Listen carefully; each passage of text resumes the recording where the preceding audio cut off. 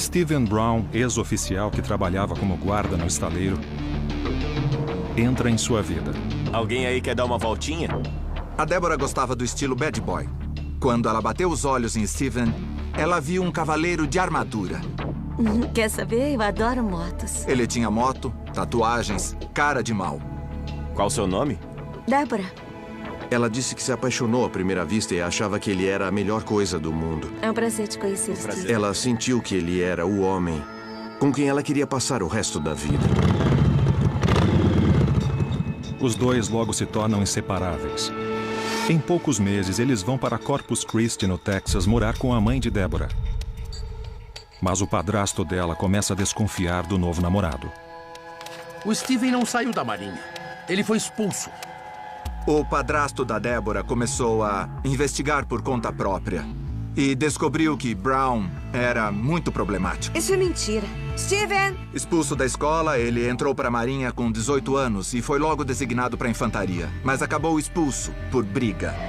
Uma avaliação psicológica aponta que, estressado, ele pode apresentar comportamento agressivo e bizarro. Ele andava com um ar arrogante, com uma certa ousadia. Se alguma coisa despertasse qualquer insegurança em relação à sua masculinidade, ele ficava agressivo, ficava nervoso e agia de forma física para destruir a ameaça. Qual o problema? A gente pode sair daqui? É claro que pode. Deborah se recusa a acreditar que seu namorado tem um lado sombrio. Ela não queria ouvir. Distúrbio de caráter e comportamento. Coisa de criança. Ele é instável, Deborah. Não quis ouvir os pais.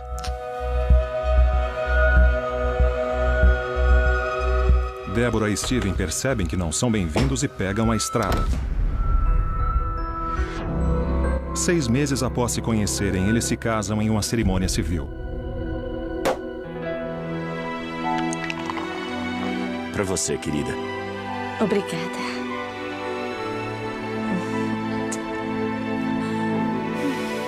Para Deborah e Steven, a celebração é dupla. Porque em 5 meses, a família vai começar a crescer. Mas a lua de mel acaba logo. Oi, querido. Tudo bem? Como foi no trabalho? O que é isso? Já tá quase pronto. Tinham acabado de se casar. Ela estava grávida e, de repente, do nada, ele começou a agir como um psicopata. Você sabe a hora que eu volto do trabalho todos os dias. Você é idiota, hein? Não! Por que não tá pronto? Você sabe a hora que eu volto do trabalho. Por quê? Por quê, hein? Ele era muito controlador. Tudo tinha que seguir uma rotina. Por que o jantar não tá pronto? Por que não está? Por que meu jantar não tá pronto, hein? Era desse jeito.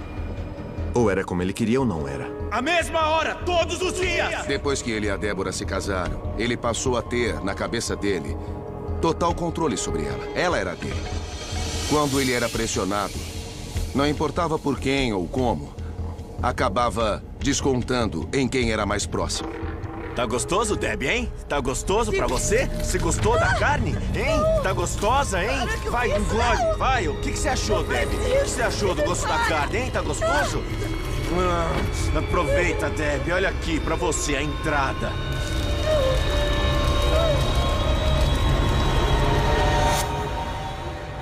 Depois ele pedia desculpas, dizia que não ia acontecer de novo, que estava bravo, que estava bêbado, que o dia tinha sido ruim, dava um monte de desculpas e pedia perdão. Deborah, ainda cega de amor, acredita na promessa do marido de que não vai se comportar dessa forma de novo.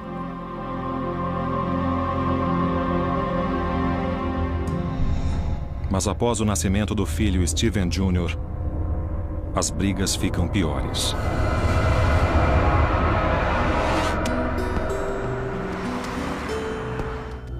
A família se muda para a Flórida, Virgínia e Maine até se estabelecer em Newfield, Nova York, onde Steven consegue manter seu temperamento sob controle. A vida era muito boa para eles em Newfield. Ele trabalhava com o pai. O pai pagava muito bem. Com um trabalho estável e a proximidade dos pais, Steven parece outra pessoa. A Deborah engravidou. De novo.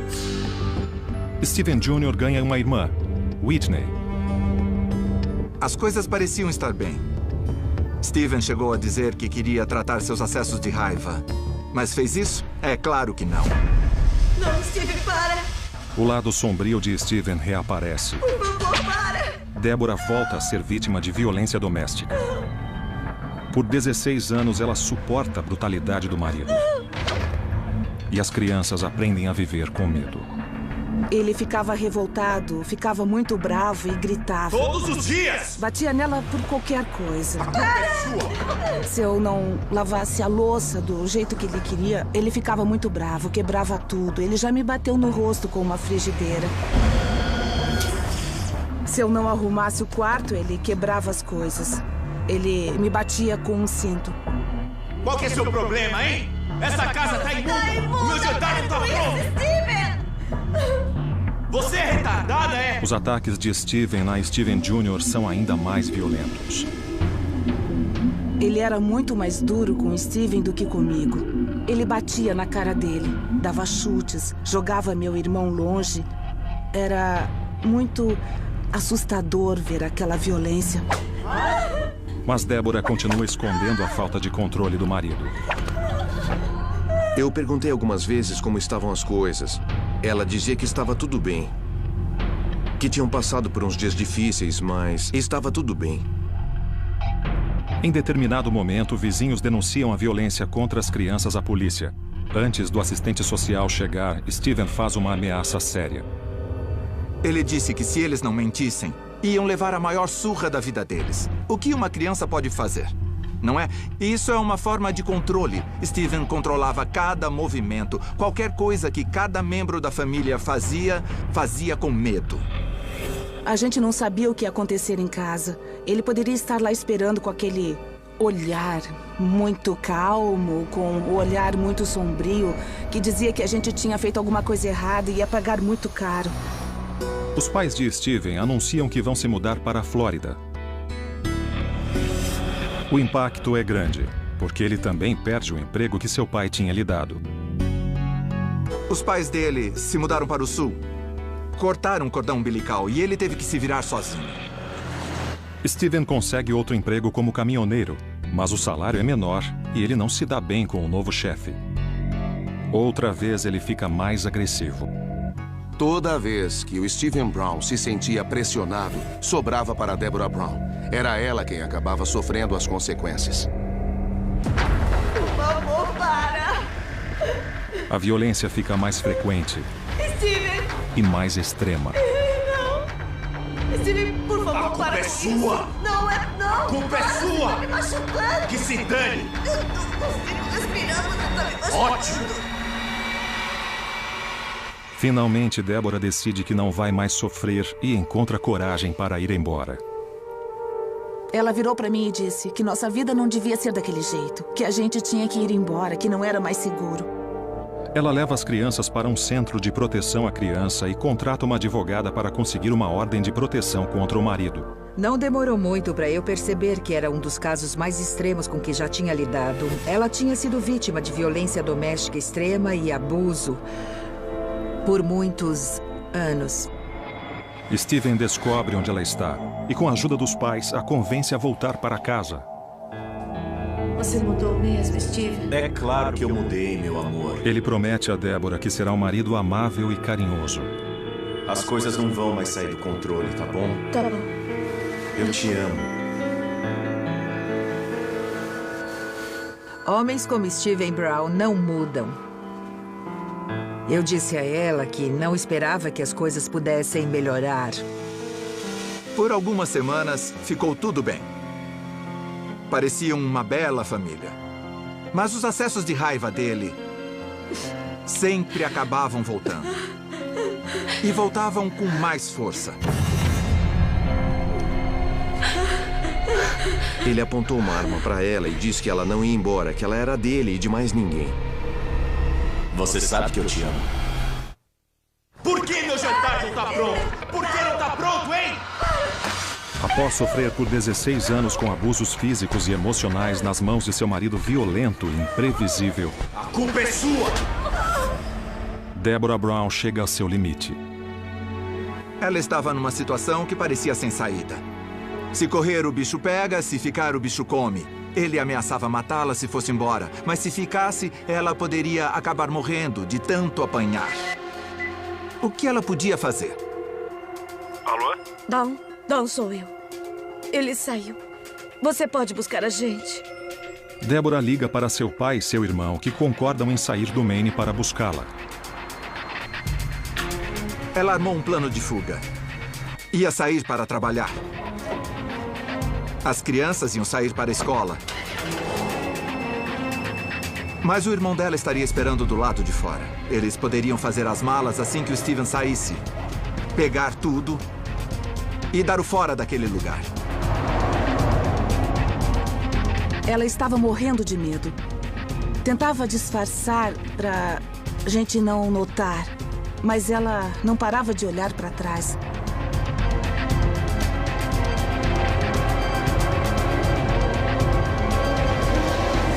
O irmão de Deborah, Don, a convida para ficar temporariamente em sua casa em Lebanon, Maine.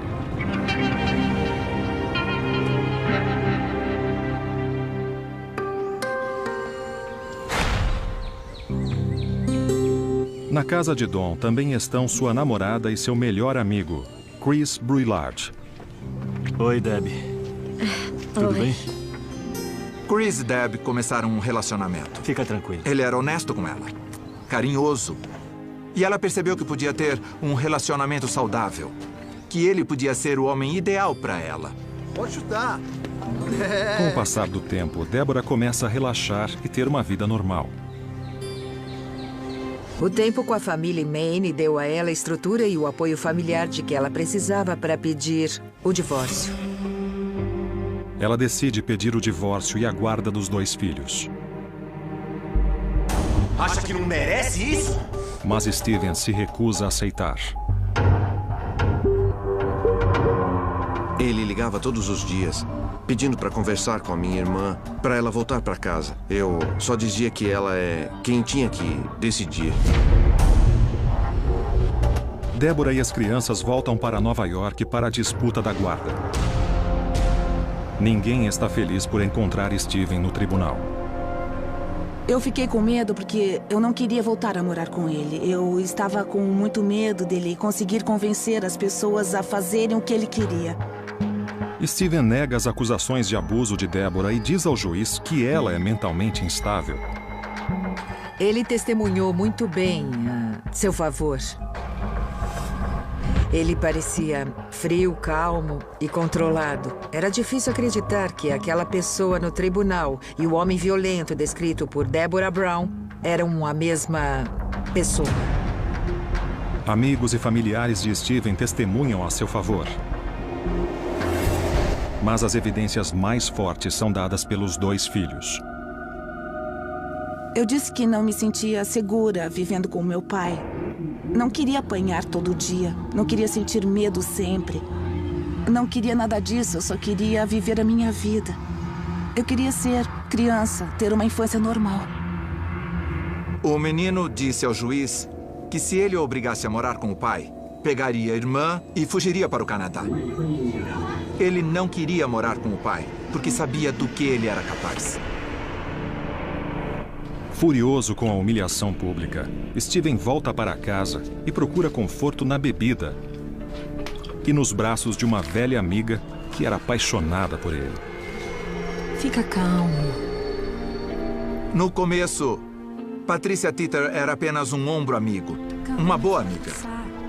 Mas Patricia não queria ser só amiga. Ela queria dormir com ele, tinha interesses sexuais. Eu prometo que vai ficar tudo bem. E ele estava usando isso, estava se aproveitando. Depois do intervalo, previsão do tempo e trânsito. Oi. Patricia Teeter é uma mãe solteira que, ironicamente, tinha saído de um relacionamento violento. Ela trabalha numa estação de rádio local. Ela dizia que ele era maravilhoso, que ela ia para a casa dele. Eu prometo que eu vou estar sempre aqui. Ele dizia o quanto sentia falta dos filhos. Ela fantasiava viver com ele, ser parte da vida dele. Steven Brown gosta de sua vulnerabilidade. Patricia tinha vítima escrito na testa. E Steven via isso de longe. porque ela já tinha sido casada com um cara que abusou física e emocionalmente dela por uma década. Steven sabia disso e, na mesma hora, concluiu que poderia assumir o controle. Para. Ela era o par perfeito para Steven Brown naquele momento. Porque fazia com que ele se sentisse bem com ele mesmo. Ela o mimava. Apesar de não terem um relacionamento amoroso, ela agia como se tivessem. Deborah recebe a notícia de que ganhou a guarda dos filhos e uma pensão. Steven recebe a ordem de manter distância de Deborah e dos filhos. Que bom. A gente estava muito feliz, tudo era festa. Aquela fase da vida tinha ficado para trás, a gente estava seguindo em frente. Mas Steven Brown não pretende se afastar da família e quer vingança. Ele ficou com o orgulho ferido e só encontrou um único jeito de se vingar, com violência. Após perder a guarda dos filhos em uma batalha judicial, Steven Brown decide ir a Maine para capturar a esposa. Ele mente para a admiradora Patricia Teeter e a convence de que a viagem não passa de uma forma de lazer. E que o rifle e a espingarda são para caçar coelhos. Essa foi a recompensa que Brown deu a ela por ser uma amiga próxima, boa, de confiança, um ombro amigo. Para Patricia, por outro lado, a viagem era uma chance de aproximação. Steven traçou e gravou um plano secreto sinistro, que Pat só vai descobrir quando ele for concluído.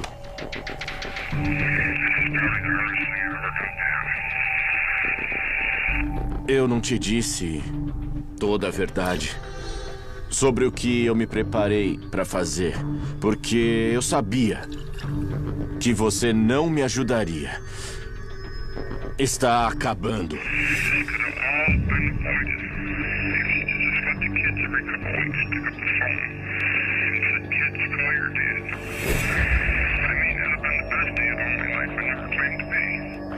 O que ficou claro na fita de suicídio é que Steven Brown tinha chegado a um ponto em que se sentia vítima da situação.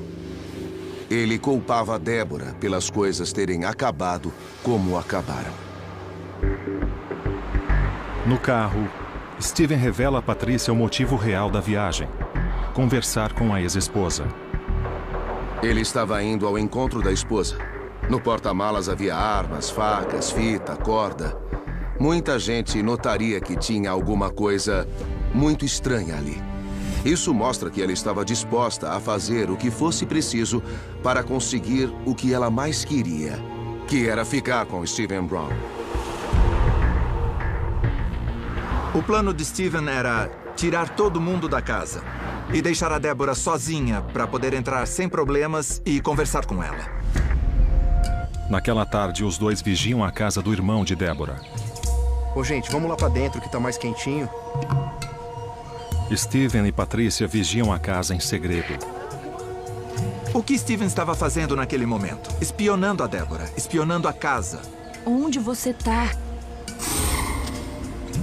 O que mais estimula o sociopata é a execução do plano. A observação era um estímulo a mais para a execução do plano. Naquela noite, Steven Jr. estava na casa de um tio. Deborah, Whitney e os outros assistem a um filme juntos antes de irem dormir.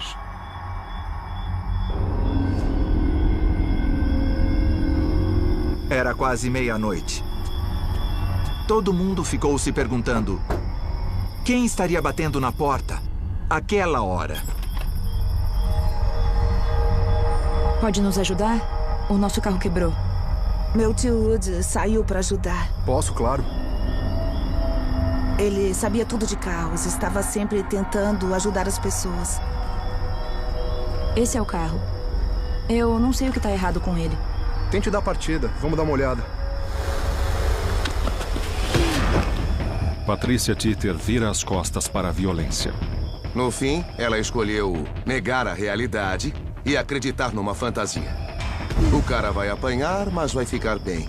E eu e Steven Brown vamos ser felizes para sempre. A raiva tomou conta de Steven. Porque, na verdade, pensando bem, ele poderia ter arrastado Wood para a floresta, o amarrado a uma árvore e depois ter ido falar com a Deborah. Mas o que ele fez? Ele matou o Wood.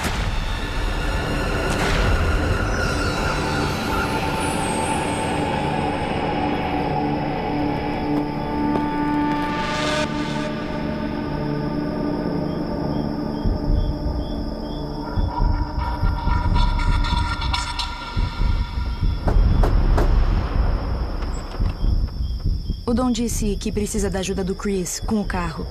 Você pode chamá-lo pra mim? Ah, posso. Eu fui acordar a minha mãe, o Chris. Ele pegou um casaco, as botas, tudo e foi até lá. Cadê o Don? Ei, o que está fazendo?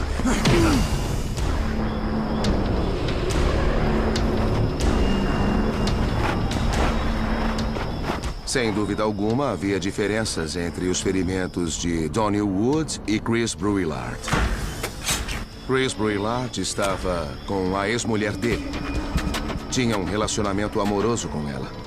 As facadas são um claro indicativo da raiva que ele sentia de Chris Bruyllard.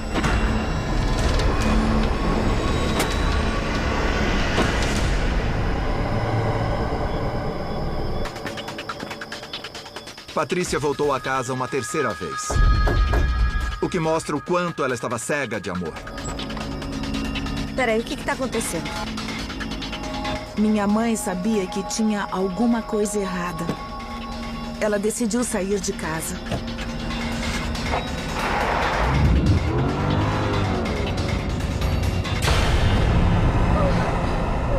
Quando viu o rosto dele, ela percebeu, no mesmo momento, que alguma coisa ruim, alguma coisa maligna estava acontecendo.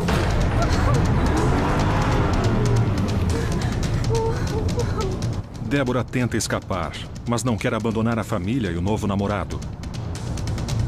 Então, corajosamente, decide voltar para a casa do irmão.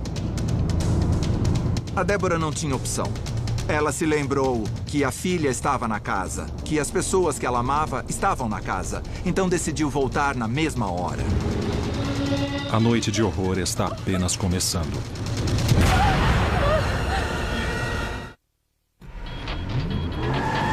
Apesar de temer por sua vida, Deborah Brown dirige de volta até a casa do irmão para salvar a filha Whitney da loucura de seu ex-marido e da cúmplice apaixonada Patricia Titter. Deborah também teme pela vida do namorado Chris Bruyllard e do irmão Don Wood, que saíram da casa.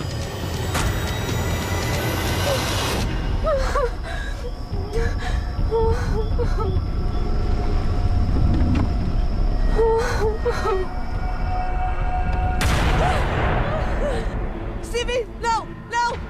Whitney, chama a polícia! Ela começou a gritar. Ele está aqui, e eu soube que era o meu pai na hora. Ela começou a gritar e a buzinar feito louca. Entrei em pânico. Não sabia o que fazer. Whitney, chama a polícia! A Deborah estava muito assustada. Ela sabia o quanto ele era violento. Oi, Deborah. Ela viu o olhar do Steven e percebeu que a coisa era séria daquela vez. Vai, entra. Deb pergunta por seu irmão e por seu namorado Chris. O Steven disse que eles estavam bem, não era para se preocupar, que eles estavam amarrados atrás da garagem. Deborah não sabia se acreditava nele ou não, mas que escolha tinha naquele momento. Eu me senti muito sozinha. Não sabia o que fazer. Foi quando percebi que aquilo era real. Estava acontecendo. Tinha que fazer alguma coisa. A namorada de Donald Wood pede ajuda à polícia.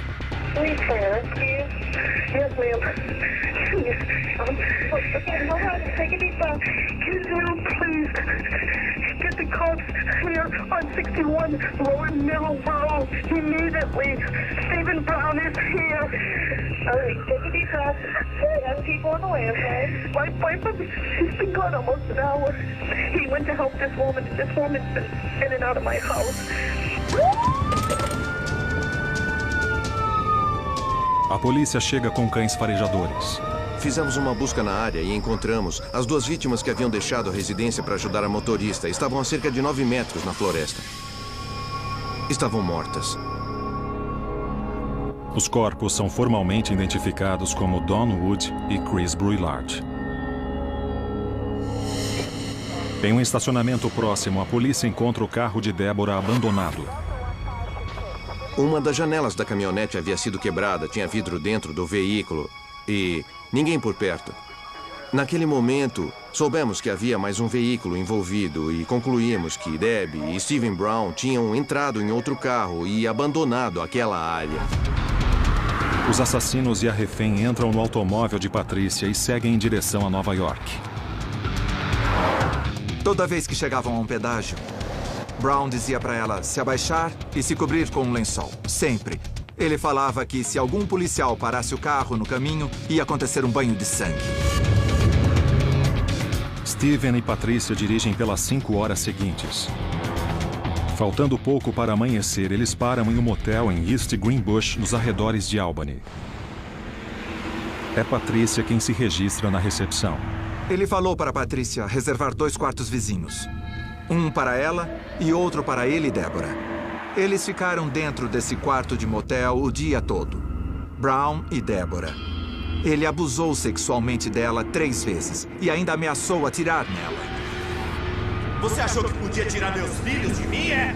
Não para matá-la. Eu vou te matar! Mas para ela não andar nunca mais. Meus filhos! Outra vez ele estava exibindo seu controle, mostrando seu controle sobre ela, o seu poder. Se achava um deus. Idiota!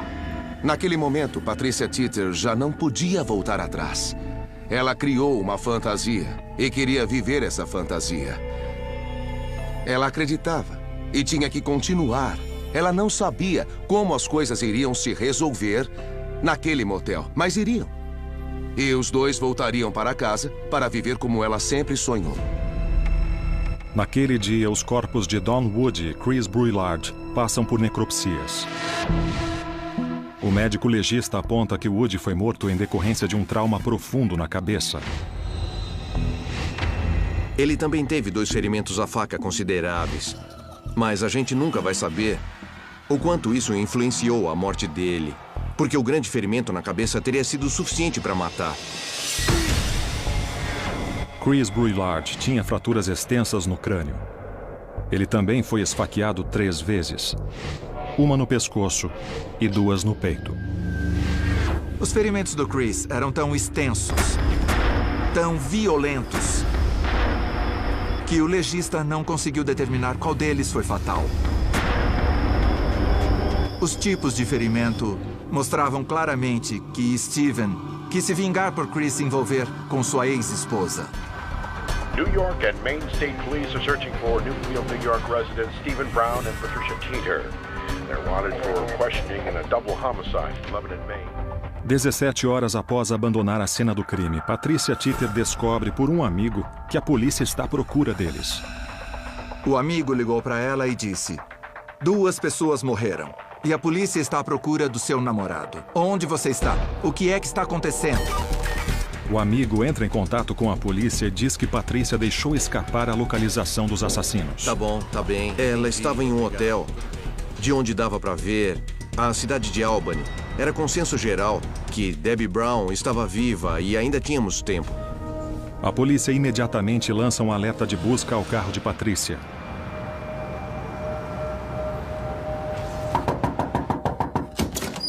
Steven, eles sabem, a polícia tá vindo. Sai, entra no quarto. Steven descobriu que a polícia estava atrás dele e da Patrícia. Ele sabia que a situação não ia acabar pacificamente. Ele prometeu um banho de sangue a Deborah e ia se encarregar disso. Ele percebeu que alguma coisa estava acontecendo e que ia ser ruim para ele, porque ele bloqueou a porta do quarto. Deborah só pensava: como posso sair daqui viva? A polícia vai arrombar aquela porta a qualquer momento e ele provavelmente vai me matar. A oficial de polícia de East Greenbush, Elaine Rudzinski, vasculha o estacionamento do motel. Quando cheguei, vi um Ativa da Oldsmobile preto estacionado em frente a 2 quartos do motel, que se encaixava na descrição. Rudzinski nota adesivos temporários da Pensilvânia. Conferi o registro dos adesivos do departamento de veículos e não estavam registrados. Foi mais uma evidência de que algo estava errado com o veículo. Ela pede à recepcionista que confira o nome do registro dos quartos próximos ao carro. Descobrimos que Patricia Teeter tinha realmente alugado 2 quartos em seu nome. E a partir daquele momento foi tudo muito rápido. A equipe de resgate foi avisada. Eu cuido da primeira porta e você da segunda. 2 equipes da SWAT se preparam, uma para cada quarto. Tudo bem? Vamos lá. Vamos. Ninguém esperava que Stephen Brown se entregasse sem violência. Os 2 corpos que encontramos na floresta provavam isso. O relógio não para. Stephen Brown está encurralado. Enquanto isso, sua esposa Deborah receia que seu fim esteja cada vez mais próximo. Equipes da SWAT se preparam para invadir um motel próximo a Albany, Nova York, onde os suspeitos de assassinato Stephen Brown e Patricia Teeter mantêm a ex-esposa de Brown, Deborah, como refém. Chegamos a discutir se deveríamos ir imediatamente ou esperar o amanhecer, mas como tinha uma vítima mantida como refém, decidimos que seria preciso invadir naquela noite.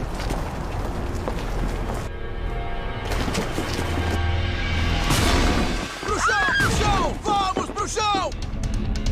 Eles entraram simultaneamente e todos ficaram sob custódia, até que fosse possível determinar quem ali era o suspeito e quem era a vítima. A intervenção foi um sucesso. Stephen Brown e Patricia Teeter ficaram sob custódia e Deborah foi para casa em segurança. Hoje, 12 anos depois, Deborah fala para as câmeras pela primeira vez. Naquele tempo que fiquei presa, eu não achei que voltaria para casa. A não ser em um saco preto, achei que a minha vida ia terminar. Deborah ainda sofre um último choque. Eu perguntei onde estavam Chris e Wood e eles disseram que precisavam me contar uma coisa. Eles estão atrás da garagem, não os encontraram e disseram que estavam mortos. Eu me lembro de olhar para eles em silêncio. Eu estava em estado de choque. Foi a última ofensa de um casamento repleto de abusos. Deborah pega um avião de volta para Maine e para seus filhos.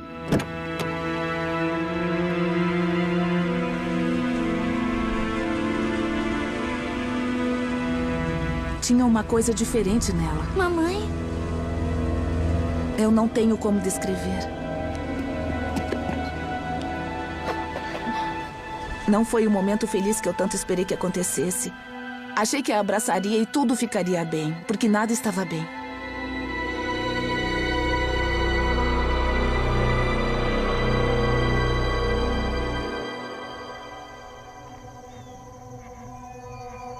Deborah ainda é assombrada por aquela noite longa, horrível e assustadora. Eu me sinto muito sortuda por estar aqui, porque muitas mulheres não teriam sobrevivido àquilo tudo. Lembrando-se de seu primeiro encontro, ela se pergunta como as coisas podem ter dado tão errado. Quando o conheci, ele era charmoso, carinhoso, amável, me dava apoio, tudo que eu sempre quis em um homem. Era bom ficar com ele. E no fim, ele foi meu pior pesadelo. Ele era um monstro do inferno. Era possuído pelo demônio. Eu nunca vou me esquecer do que ele me fez passar. A culpa é sua! Ele sempre dizia que ia destruir minha família inteira. E eu nunca acreditei nele até aquela noite quando o vi na floresta. Foi quando eu percebi que ele estava falando sério. Eu fiquei petrificada. Estava tremendo. Senti o corpo todo tremendo no banco daquele carro. Minha vida passou pelos meus olhos. Achei que estava morta. Eu não sabia o que ia acontecer com meus filhos. Eu nunca achei que ia conseguir sair daquele quarto de motel.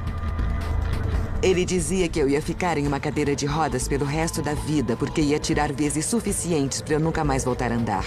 Eu me senti sozinha. Achei que ninguém me ajudaria. Que a ajuda não estava a caminho.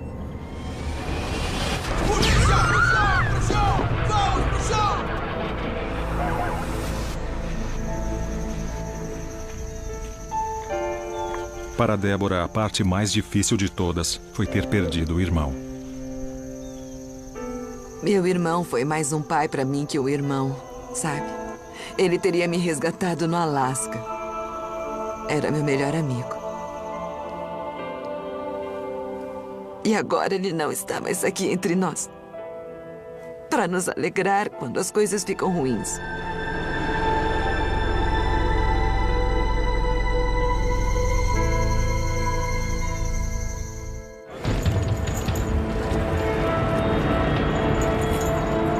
Stephen Brown e Patricia Teeter deram depoimentos à polícia assumindo o envolvimento com o crime.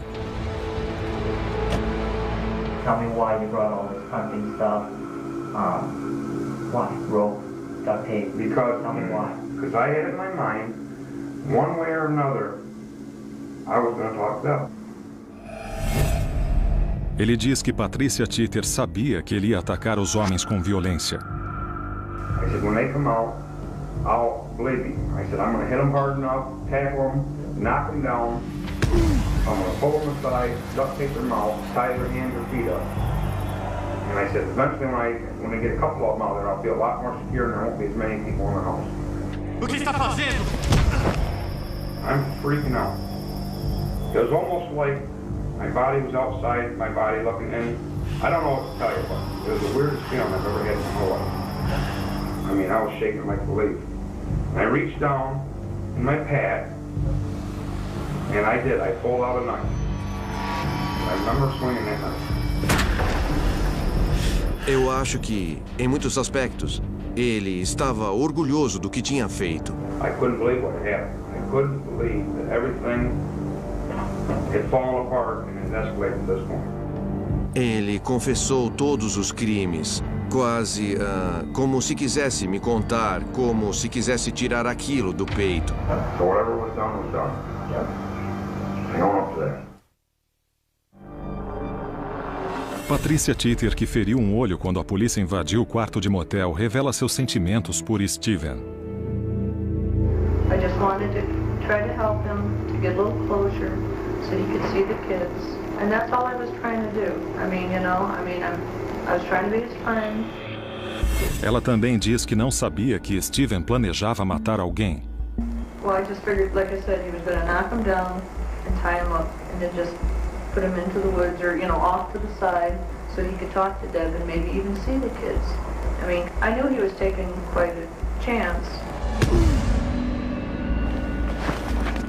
You didn't think anyone was going to get hurt? Well, maybe knocked out and stuff, but I didn't know it was going to be the extent. So it was all right to knock people out, but you draw the line at killing them. I just went up to the door.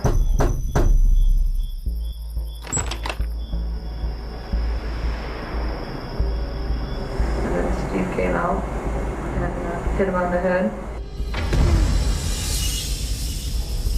So after he banged that first man over the head, how could you go back up to that house and bring that other man out, knowing that he was going to get it? You killed him by not doing anything. You knew he was going to get that second man, didn't you? But I didn't know he was going to kill him. Ela voltou àquela casa 3 vezes. Isso mostra que ela sabia o que Steve estava fazendo. Ela participou ativamente de toda a violência. Ela era a isca. Ela era a isca para o monstro. I didn't help other than bringing the gentleman up. Luring them to their death. Well, I didn't know I was doing that. Yes, you did. Ele tinha tendências violentas e ela fazia tudo o que ele queria, sem pestanejar. Patrícia confessa a culpa pela participação em 2 homicídios e no sequestro de Débora, enquanto seu advogado pede redução de pena. A promotoria pede a pena máxima. Na minha opinião, Patricia Teeter não pode ser absolvida de qualquer culpa, porque ela participou de cada passo do plano. Na minha opinião, ela é culpada, simples assim. Patricia Teeter é condenada a 20 anos pelas leis do Estado e mais 29 anos pelas leis federais. Ela poderá pedir a liberdade condicional em 2023. Enquanto aguardava julgamento, Stephen Brown tentou primeiro se enforcar e depois cortar a própria garganta, mas sobreviveu.